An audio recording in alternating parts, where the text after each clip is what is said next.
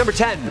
iPads. If you've seen Stanley Kubrick's film 2001: A Space Odyssey, then you're familiar with him literally calling like 9 things about the future in that movie way back then. One of which he describes these handheld devices that astronauts use for communication. And the other is that monolith that appeared like 3 days after the lockdown. Do you remember that? Like, where did it go? As author Arthur C. Clarke described in a 1968 novel of the same name, these iPad-like devices were called newspads. iPad, newspad, and could be plugged into the ship's information circuit, which would scan the latest reports from Earth up to wherever they were in orbit. I think we're heading that way. A tiny little rectangle would expand until it filled an entire screen. Then when an astronaut was done, he could flash back to the complete page and select a new subject. Kind of sounds like opening up a new app or tab and switching back and forth. And no?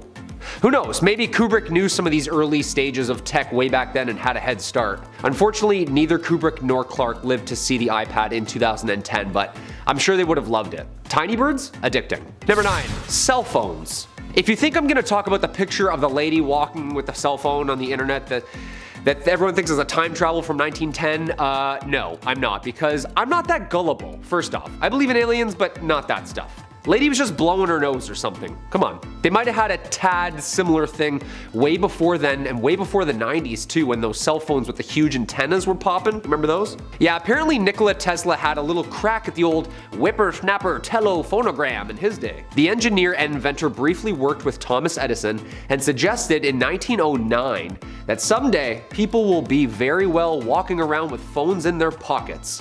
Not wrong. He explained to the New York Times, quote, "It will soon be possible to transmit wireless messages all over the world so simply that any individual can carry and operate his own apparatus." Dude, you think he mastered Wi-Fi before it was actually a thing? Like, was that a Tesla coil? Wi-Fi? Guy was literally giving us free Wi-Fi and electric cars back then? He was ahead of his time, I'll tell you that for free. Number 8. Streaming. 1987. What a time, huh? I wasn't around, but Whitney Houston was, and I Want to Dance with Somebody Else was the #1 on the charts. And, of course, this magazine interview between Omni and popular movie critic Roger Ebert. Of course, Kyle, how could we forget? The interviewer asked him to predict the future of cinema, and of course, the only one more narcissistic than an actor is a movie critic. Come on. So he took the opportunity to take an old swing at what he thought and said, quote, "We will have high-definition, widescreen TV sets and push-a-button dialing system to order the movie you want, at any time you want. You won't have to go to the video store, but instead order a movie on demand and then just pay for it. Video cassette tapes as we know them now will be obsolete both for showing pre-recorded movies and for recording movies." Yeah, buddy, you nailed it. Sorry to tell you, but yeah, Blockbuster disappears. It's very sad. If I'd have known that, I would have worked at one, you know what I mean? Been a video guy, you know? Hey man, Roger was smart, and the guy knew his craft. He was very right. He should have invested in Netflix. Number 7, King Henry II.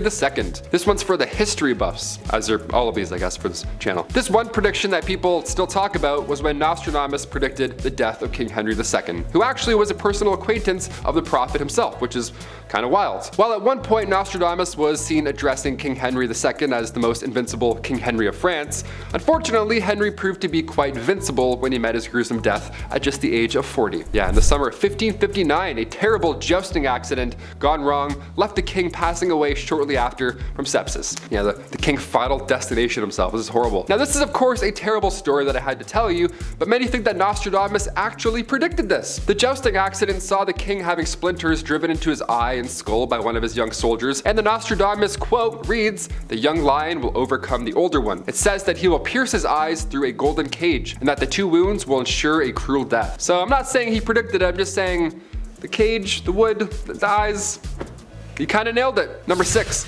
pandemics. The COVID-19 pandemic. Okay, we're all still kind of living through it right now. Some people are still working from home, some people are back. It's still a mess, right? We have to mention an episode of Project Runway that aired back in April 2019. Then we also have the song Pandemic by the artist DJ Creep. Now this song was released in 2013, but it features the lyrics 2020, features the lyrics coronavirus. It also features the lyrics body stacking. Yeah, in 2013.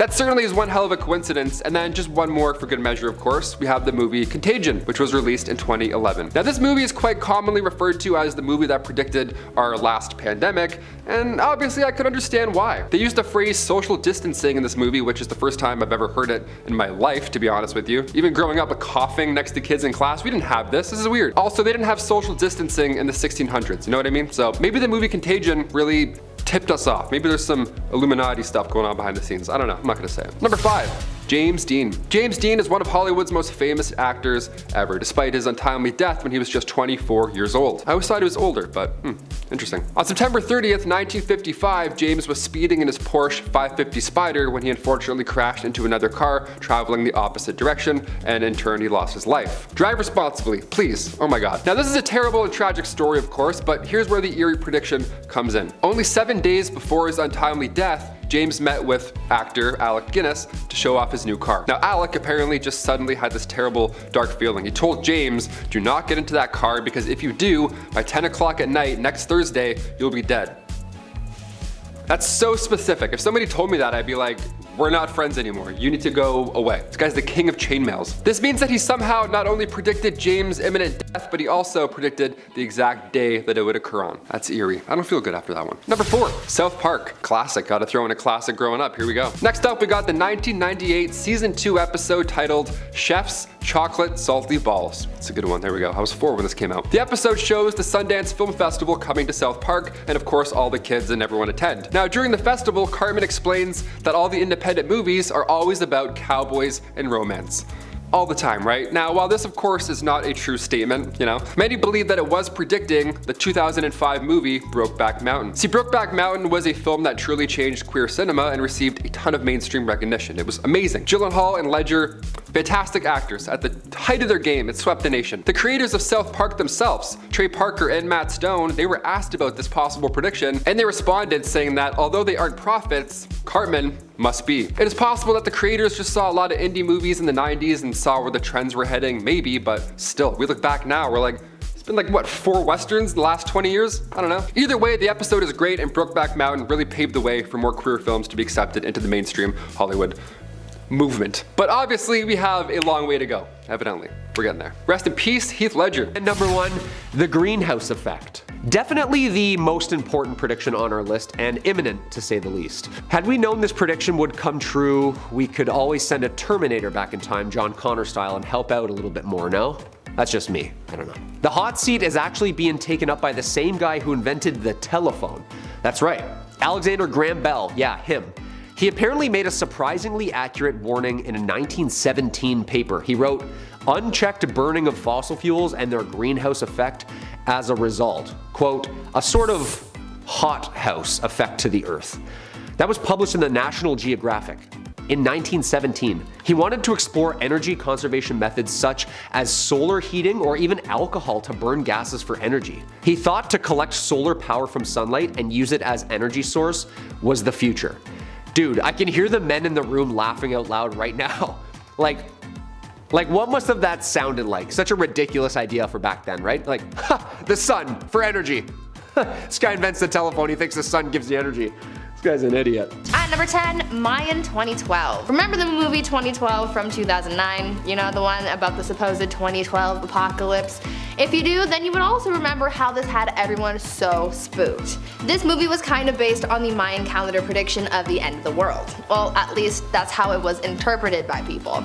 The Mayans had a complex calendar system, and if you want to learn more about that, then you should check out our other video about the mysterious things the Mayans did.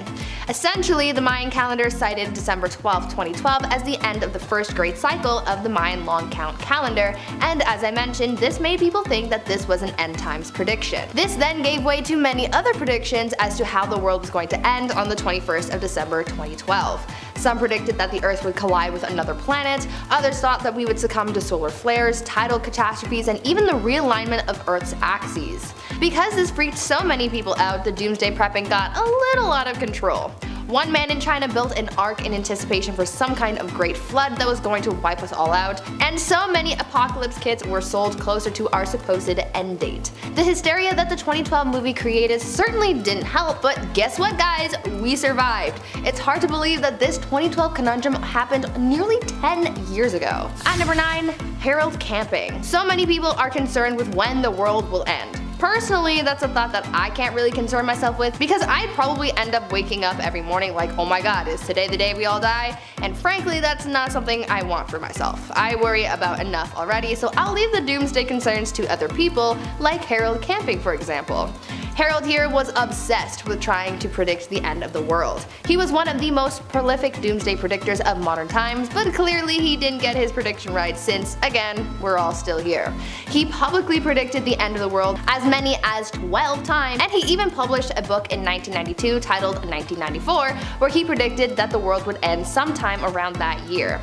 He based his predictions on biblical numerology, but it wasn't exactly accurate. His most high-profile prediction of the end of the world came when he predicted that the world would end on May 21st, 2011, exactly 7,000 years after the biblical flood, but when that day passed and everything was still hunky-dory, he readjusted his prediction saying that his math was off and that the world would end on October 21st, 2011 instead. Guess his math was incorrect once again. Before we carry on talking about these wild end time predictions, why not take a moment to leave a like on this video if you're enjoying it so far, and also consider subscribing to the channel to see more videos like this one. At number 8, True Way. This one gets a little culty, so strap in folks. There was a UFO religion from Taiwan that predicted the end of the world. Yes, a UFO religion. Chen Tao, or True Way religion, mixed from Christianity, Buddhism, Taiwanese folk religion, and UFO conspiracy theories to create this way of belief, and their leader Han Ming-chen believed that the end of the world was near. He preached that God would appear on US national television on Channel 18 on March 25th, 1988 to announce that he would be returning to Earth in the following week. The following year, he preached that millions of devil spirits as well as massive flooding would result in the mass extinction of the human population. It sounded pretty frightening to some, but Han Ming-chen had a plan to save those who followed him and his beliefs. He told his followers to save themselves from this horrible fate that they could pay to board a spacecraft disguised as a cloud that would be sent to rescue them.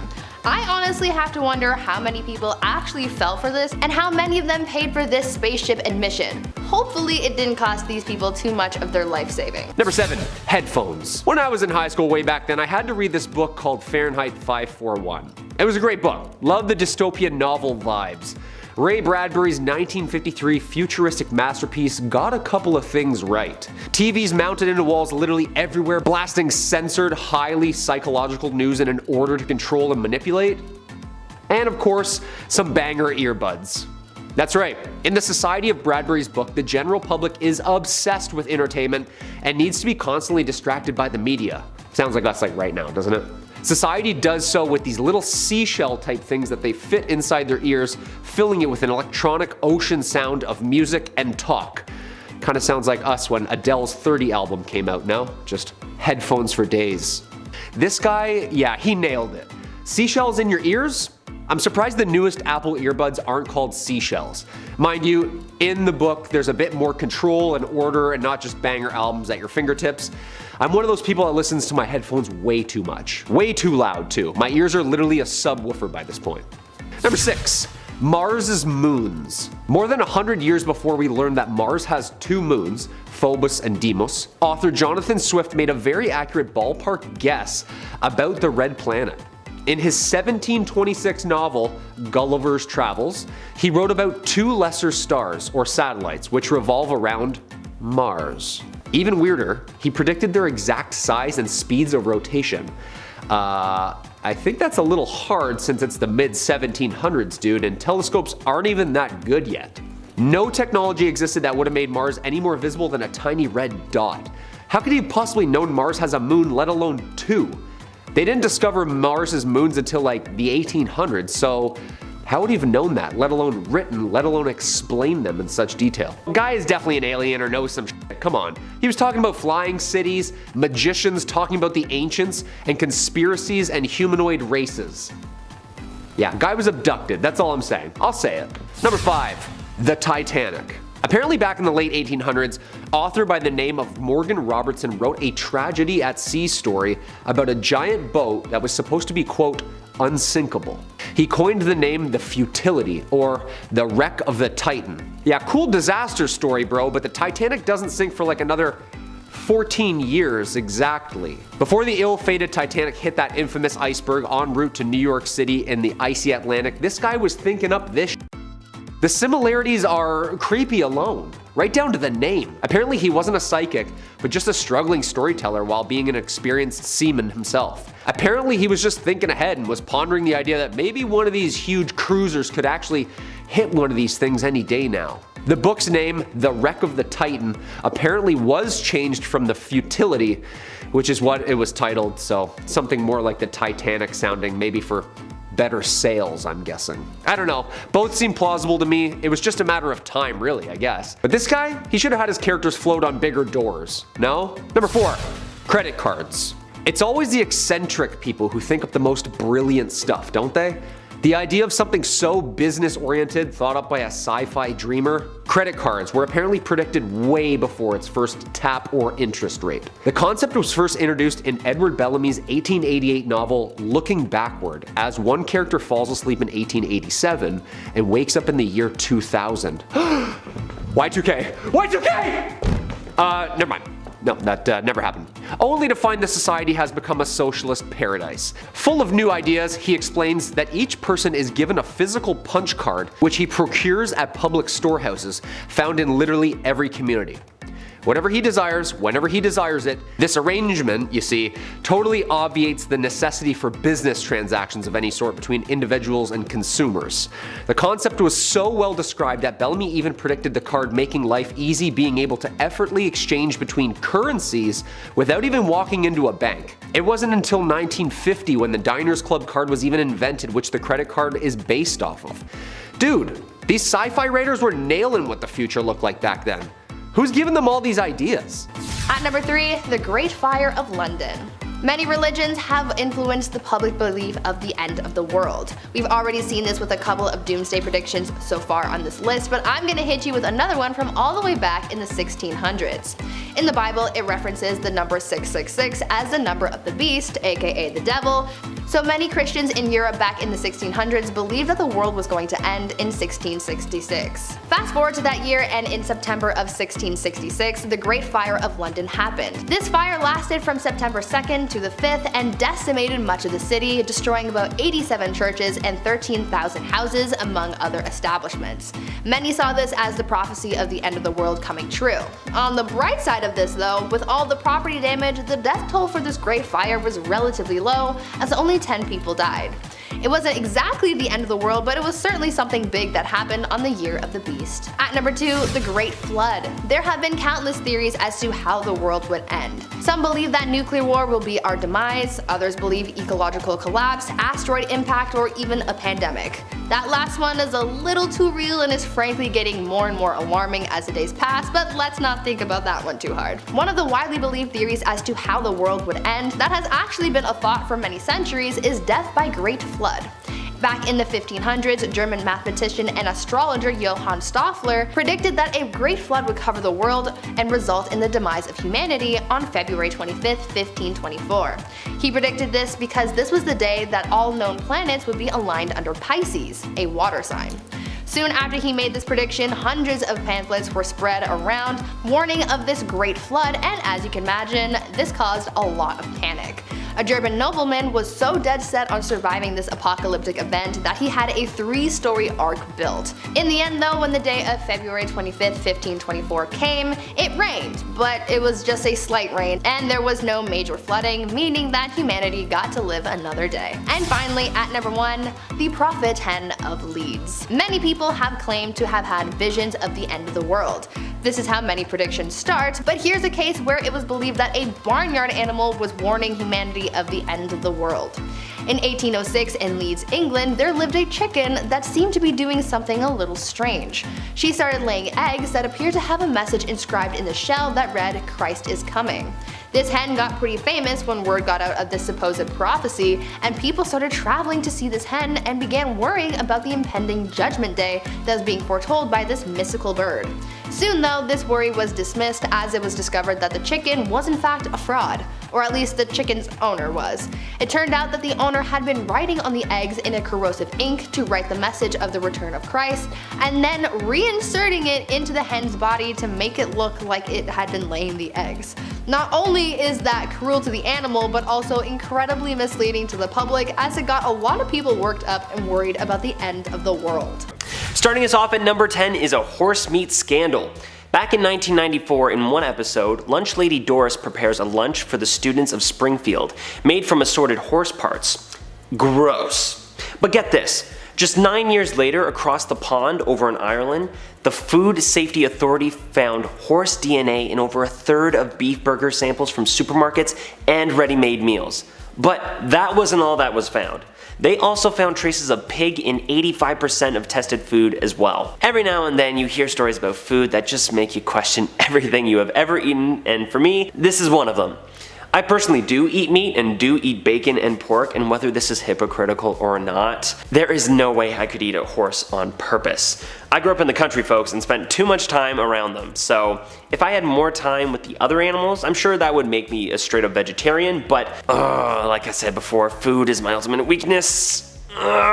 Except for horse meat. At number 9, we have a three-eyed fish. Back in 1990, in one episode of The Simpsons, fan favorite Bart goes fishing and catches a three-eyed fish named Blinky in a river by the power plant, and it makes local news headlines everywhere. Well, guess what was found in Argentina about a decade later? Yeah, you guessed it, a three-eyed fish. But wait, it gets even better. It was later discovered that this reservoir in Argentina was also fed by water from a nearby power plant. The name of the person who discovered the fish, as far as I know, wasn't named Bart, but nevertheless was predicted in an episode of The Simpsons a decade earlier. I wonder how many other three-eyed creatures there are coming out of nuclear rivers and reservoirs all over the world. Three-eyed frogs, three-eyed lizards, three-eyed turtles, three-eyed Teenage Mutant Ninja Turtles? We can only hope.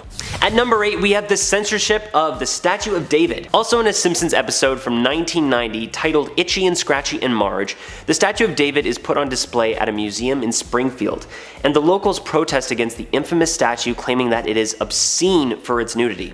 Well, sure enough, in the city of St. Petersburg, Russia, back in 2016, there was a vote to cover up a copy of the statue that had been brought and put up in the central area of the city. They specifically wanted to clothe the statue. Imagine having this infamous statue that is centuries old come to your hometown, and the first thing people do is say, nope, not feeling it, no, give them a pair of Wranglers, please. Get over yourselves. Maybe I just think like this because I grew up surrounded by the arts, but hey, I mean, come on guys, it's the Statue of David. At number 7, Halley's Comet. Space remains much of a mystery to scientists. We don't really know for sure what's out there, but we have been able to learn a lot and track different space objects over the years. One pretty fascinating thing that scientists have discovered was Halley's Comet. This comet passes by our planet every 76 years, and it's a sight to see every time it returns, but in the early 1900s, it caused quite a scare and made people think that the world was going to end. The closest that this comet ever came to our planet came back in 1910, and this created a lot of fear that it would destroy the planet either by colliding with us or through poisonous gas that many believed that the comet contained. Panic began to spread worldwide, and this was largely fueled by the media, who were publishing newspapers with headlines like, "Comet may kill all Earth life, says scientist." People became so desperate to save themselves from the comet that they started doing some questionable and pretty horrible things. For example, a group of people down in Oklahoma tried to sacrifice a virgin to save themselves from this impending doom, and people even started selling bottled air, which actually became quite a hot commodity at the time. Clearly though, nothing happened and Earth survived the passing of the comet. At number 6, Millerism. Up next we have another religious leader who tried to predict the end of the world, but to no avail. Religious leader William Miller started preaching in 1831 that the world was going to end. According to him, the end times would come with the second coming of Christ, and that he would return in 1843.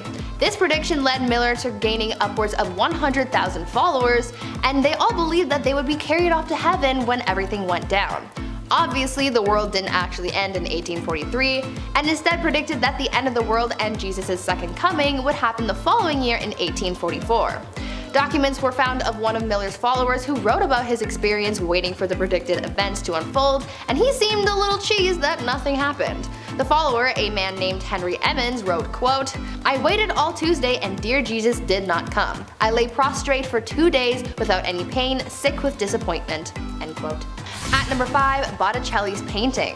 The idea of the end of the world isn't anything new. People have been worried about the apocalypse for many years, and even famed painter Botticelli was one who predicted the end of the world all the way back during the Renaissance. The Renaissance kind of gave way to the idea of the end of the world because the advancements in timekeeping and astronomy standardized the calendar. Once people really had an understanding of the passing of time, then they really started to wonder when time would end. Botticelli expressed his expectations for the apocalypse in his painting The Mystical Nativity, where he depicted several small devils pinned under rocks or to the ground with a Greek inscription that read, quote, "I, Sandro, painted this picture at the end of the year 1500 in the troubles of Italy, in the half-time after the time according to the 11th chapter of St. John, in the second woe of the apocalypse, in the loosening of the devil for 3.5 years. Then he will be chained in the 12th chapter, and we shall see him trodden down as the picture." End quote. Essentially, this meant that the painter was predicting that the end of the world would come in 1504. Imagine how relieved he must have been when 1504 passed without the apocalypse taking place. At number 4, Y2K. If you were around in the 90s, then you may recall the whole Y2K fiasco. Essentially, this doomsday prediction was born because of the Y2K bug. For years, computer programmers had been using 2 digits to represent the year, so people thought that the computers would go haywire when the clock struck midnight on January 1st, 2000, because they believed that the computers wouldn't be able to make sense of the year 00. As a result, people started panicking about what this could mean for the world. Some warned that this could result in nuclear war caused by glitches in the early warning systems. Others predicted economic chaos or widespread shortages due to people stockpiling goods, and others predicted that the milk supply would dry up because of possible malfunctions in dairy farm equipment. As a result of all this panic, billions of dollars were spent worldwide trying to fix the Y2K bug, but was all of that spending really necessary? Most people by December 1999 weren't all that worried about Y2K, so this was pretty much just a lot of panic for nothing. Starting us off in our top 3 spot, we have Disney buying 20th Century Fox. In the 1998 episode titled When You Dish Upon a Star, Homer Simpson pitches a script to Hollywood's Ron Howard and Brian Glazer. The two Hollywood legends greenlight the project and then produce it at a 20th Century Fox studio where out front it says 20th Century Fox, a division of Walt Disney Company. Fast forward almost 20 years later, Disney purchased 20th Century Fox for an estimated $52.4 billion, and with the purchase also obtained the bulk of Fox's television production assets. Disney also gained access to other properties such as X-Men, Avatar, and quite fittingly, the popular TV show, you guessed it, The Simpsons. Coming in at our number 2 spot, we have faulty voting machines.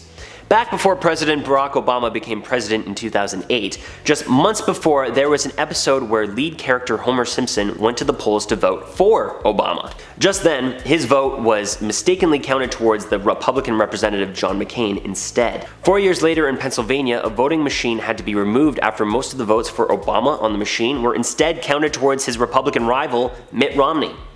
Did The Simpsons predict the future, or did a Simpsons fan just toy with the machine so that they could add to the long list of predictions turned into true stories? We may never know.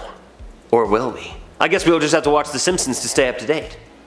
And finally, finishing us off at our number 1 spot, we have the one that everyone talked about the moment it all happened, Trump becoming president. About 20 years before Donald Trump became the 45th president of the United States, The Simpsons aired an episode where Trump announced that he would be in the running for president of the United States of America.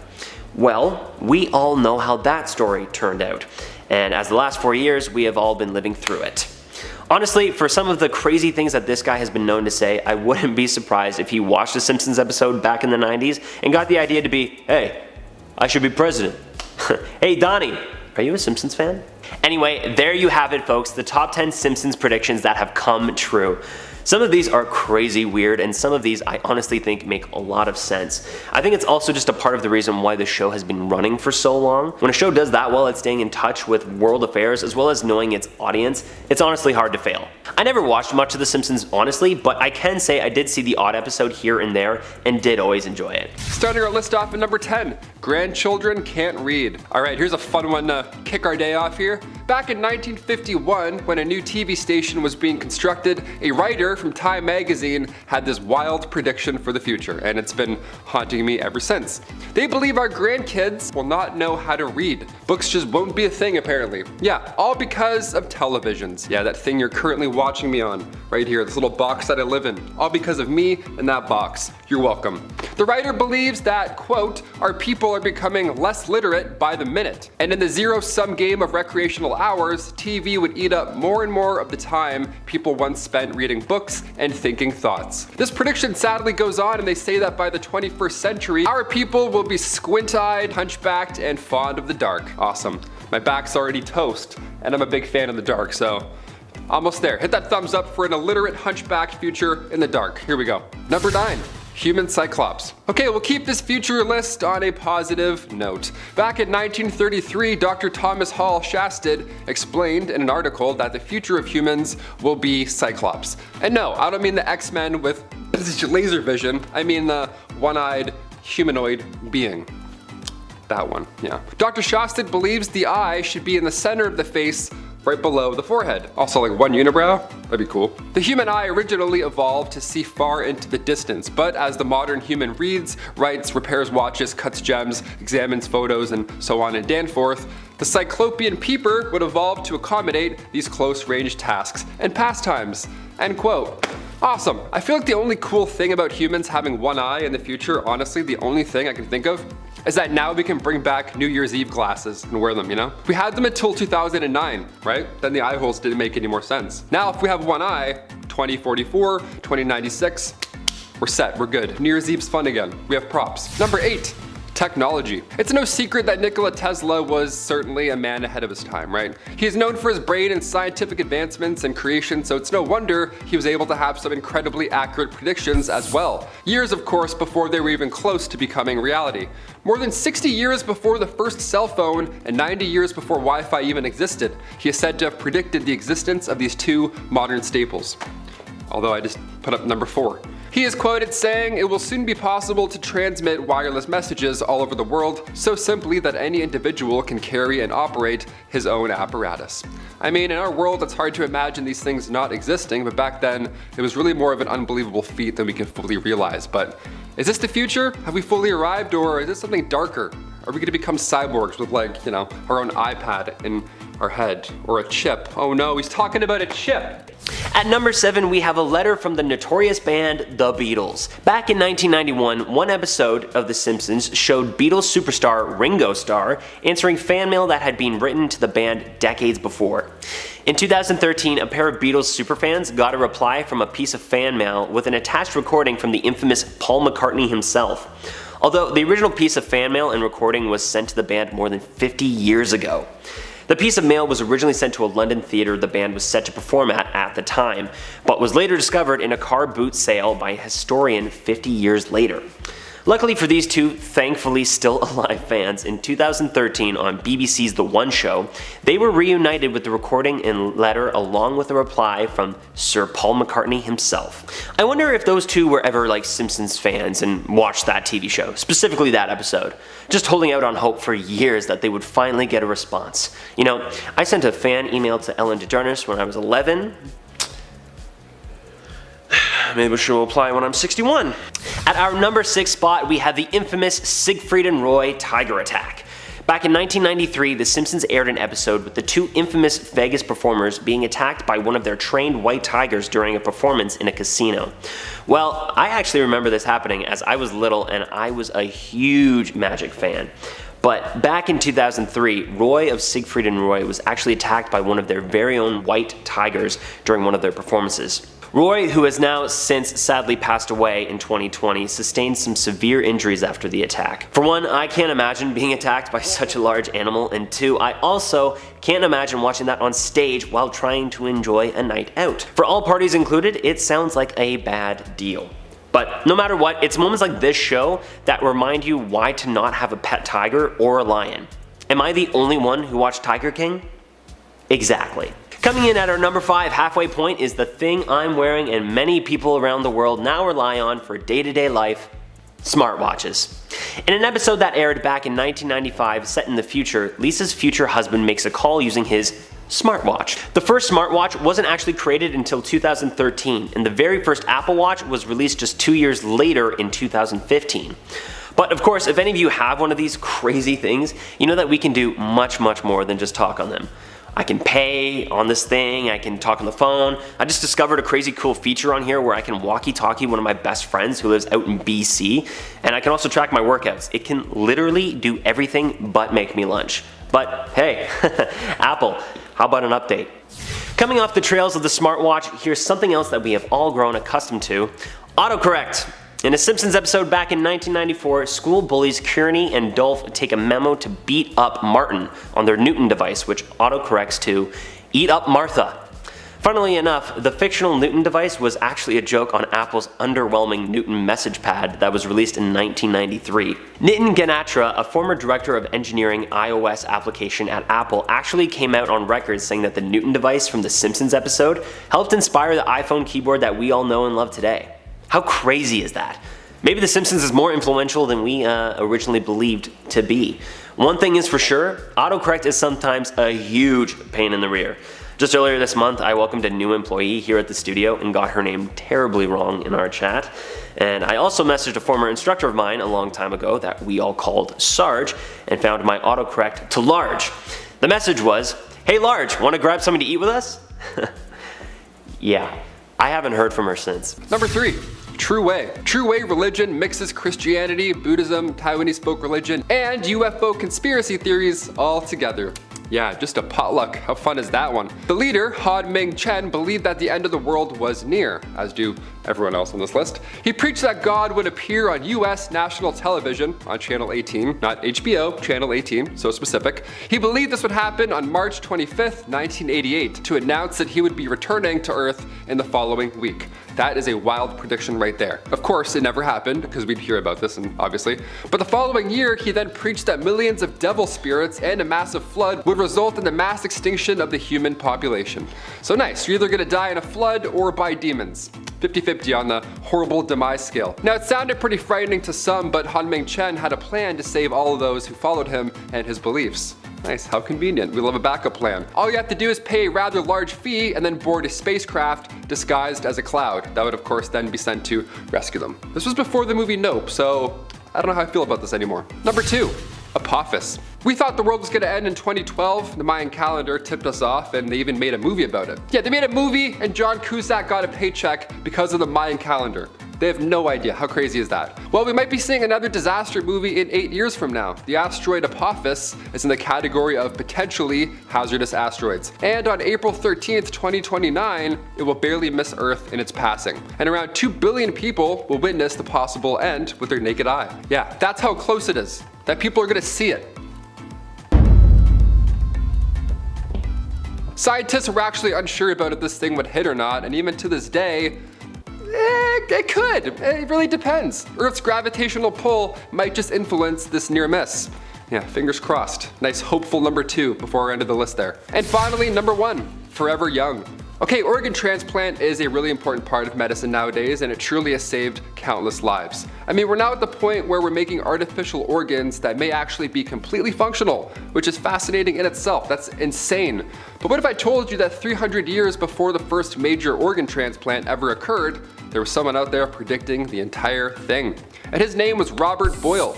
Robert Boyle was known as the father of modern chemistry. He made a list of predictions, rather these hopes of what he thought medicine could potentially achieve in the future, and this is one thing that he thankfully got right. Other predictions he made includes the prolongation of life and the recovery of youth. Yeah, maybe that's Paul Rudd's secret. I don't know. At some point he's gotta call it, you know, it can't be around here forever. Like 400 years, I'm sick of lineups, I'm done. Number 9, Illuminati card game. All right, go fish, here we go. This game is now out of print, obviously, but originally it showed up sometime in the 90s, and it's called Illuminati New World Order. Pick up a card, it's Black Bolt, you're like, oh, lucky. Despite the years it's been since the game's release, it's managed to continue to attract people's interest, and honestly, it creates a bit of a feeling of unease due to its eerie predictions in the game. Like it's kinda rough. The game seemingly predicted major tragic events in history. It also predicted President Trump's election, and it also predicted the pandemic. And apparently it predicted the riot at Capitol Hill. Yeah, all in just a flick of a card. There you go. The game was released by Steve Jackson Games, and while it's entirely possible these cards are just general enough that we can tag them onto the happenings of our current world, kind of like The Simpsons, but the fact that there's this many that's kind of nailed it, all these potential predictions have come true, it makes you think. Honestly, they may have predicted more than The Simpsons has, and that's really saying something. So if you see this card game around at a garage sale, just do one of these. Just, hey, debit. Number 8, the plague. Yeah, of course, we gotta talk about this. One of the many things Nostradamus was known for was treating people who were sick with the plague, and also his predictions, his hundreds of many predictions. Because of the times and the general lack of medical knowledge, he actually had some tricks that were quite smart and would have provided some relief to a sick person, believe it or not. Even now, you know? Of course, not to the level that modern medicine can help out, but we're talking about some really old, solid home remedies from our man Nostradamus. All this to say, it's no surprise that the plague made it into some of his predictions. He wrote, "The city port's great plague shall not be ended, until the death of just blood be avenged. Gateless condemned for gain upon pretense to the great lady he had done violence." People have taken this quatrain to mean that Nostradamus is predicting that the plague will continue to be around until the great lady, meaning the kingdom, is avenged. So yeah, we're gonna be coughing for a while, it seems. Number 7, frogmen. Okay, this might explain things. This might explain my lankiness and love for swimming and frogs. Here we go. Frogmen, ribbit. I don't know why it's so aggressive. Frogmen, sounds scary. The perfect job for you. I don't know, maybe me. Maybe I might quit tomorrow, become a frogman. In 1966, the Rand Corps addressed food shortages and how future problems may or may not look. So the solution was to eat more kelp. That's how humans will stay alive. Yeah, these massive fields of kelp were planned to have undersea farmers, these literal frogmen who live in submerged bunkhouses, growing kelp. The kelp would ideally be ground into powder and then regenerated chemically to taste like anything we want. McDonald's nuggets, easy, every single day, why not? While at the same time, stocking up on protein, right? It's a win-win. Yeah, kelp is great, but do we think we're gonna replace each and every food with it? I hope not, but what about those frog jobs? Any of those opening up? Number 6, Harold camping. Harold, like many others I'm sure on this list, was obsessed with trying to predict the end of the world. Imagine actually nailing it though. Then what, you have like 2 seconds of like, yes! Then you're dead. Harold Camping tried a few times, but thankfully he was wrong. He publicly predicted the end of the world 12 times. The man even published a book in 1992 titled 1994, where he predicted, of course, that the end of the world would arrive sometime that year. Given the fact that I was born that year and I'm alive and well and almost 28, we're good to go. Another failed prediction for our doomsday was May 21st, 2011, exactly 7,000 years after the biblical flood. Weird. But when no flooding occurred in such a manner, Harold readjusted his prediction, saying that his math was actually off this entire time. Actually end on October 21st, 2011 instead. Yeah, I think I was at a Halloween party that weekend. I think we were all fine. Imagine the hype this guy felt though. He was probably so concerned all those times. Poor guy. Let's hope he never nails it. Stay losing. Hit that thumbs up for other people to not get things right. I don't know, you know what I'm saying. Number 5, the prophet Hen of Leeds. Nostradamus who? We got a prophet hen, let's talk. That's right, a barnyard animal was warning humanity of the end of the world. This all began in 1806 in Leeds, England. There lived a chicken who laid quite the egg. Yes, spoilers ahoy on this egg. Apparently on these eggshells were messages that read, Christ is coming. Yeah, I'm more of a scrambled egg type of guy, but those ones, not bad, pretty impressive. This hen got pretty famous, obviously, once word got out. People began to travel far and wide to see for themselves this miracle hen. And then next came the panic. Yeah, everyone began worrying about this eternal doom. This egg was shitting out bad messages about our, doomed life. I don't know, this guy kept going with the eggs. But fear not, this chicken was in fact a fraud. Well, no, the owner was a liar. He was writing messages on the egg. But still, guilty by association, pal. Read a book, you're out of here. You're an accomplice, read a book. Get out of here.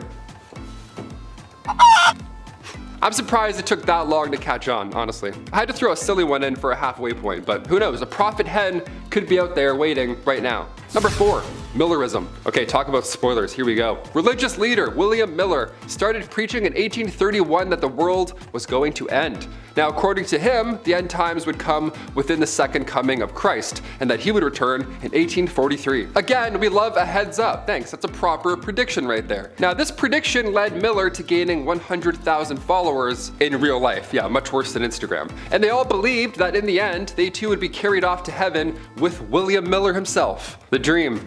Yes, all of us in William. Now what? Obviously the world didn't end in 1843 and Miller recalculated and instead predicted the end of the world, and Jesus, of course, his second coming, would happen the following year in 1844. Documents were found in one of Miller's followers who wrote about his experience waiting for the predicted events to unfold, and I'm not gonna lie, this guy seemed a little upset that Christ didn't return or the world didn't end. What a weird thing to be upset about. The follower, a man named Henry Emmons, wrote, and I quote, "I waited all Tuesday, and dear Jesus did not come. I lay for 2 days without any pain, yet sick with disappointment." End quote. Sorry, man. Hey, one day the world will end. That was back in 1843. Yeah, he's probably dead. He's probably dead. I was gonna be like, hey, if you're watching this. No, he's long gone. Doesn't have YouTube. For sure. Number 3, The Knowing. This movie scared the shit out of me. This one was actually really scary. In the 2009 science fiction thriller, The Knowing, which stars Nicolas Cage, the classic, our national treasure himself, we see a scene where he's watching the news as a horrible incident of an oil rig in the Gulf of Mexico explodes, and then it's engulfed in flames, of course. Well, not too long after this movie came out in April 2010, there was an oil rig explosion in the Gulf of Mexico that claimed the lives of 11 people and was the worst marine oil spill in history, which is not a record we want to beat ever or experience. I'm not gonna lie, I haven't actually watched the movie myself, so I'm not exactly sure if the news broadcast is central to the film's plot, but if it's even close, that's creepy, right? Like, you know what I mean? The fact that it happened in the same area, that's just creepy. That's a prediction. What else is that? That's some Simpsons stuff right there. Could this possibly be an example of potential predictive programming that has been discussed by many conspiracy theorists, including none other than Alex Jones? Maybe. Sound off in the comments. What do you think? And finally, number 1, Nostradamus. The astrologer's last words were in itself predictions, and this last prediction he sadly got right, so we have to end this list off, right? Nostradamus, full name Michel de Nostradam. He published a book on prophecies back in 1555, and in it had 942 pieces of writing. These poems apparently all told the future. I've mentioned a couple on our list. These texts have supposedly hinted towards the JFK attack, meteors hitting Earth, the invasion of France, global warming, pandemics, you name it. He said some eerie things about such topics, and he also predicted his own death. And it was his last ever prediction. It was July 1st, 1566, and his priest said to him, "Until tomorrow." And Nostradamus replied, "You will not find me alive at sunrise." And he was sadly correct.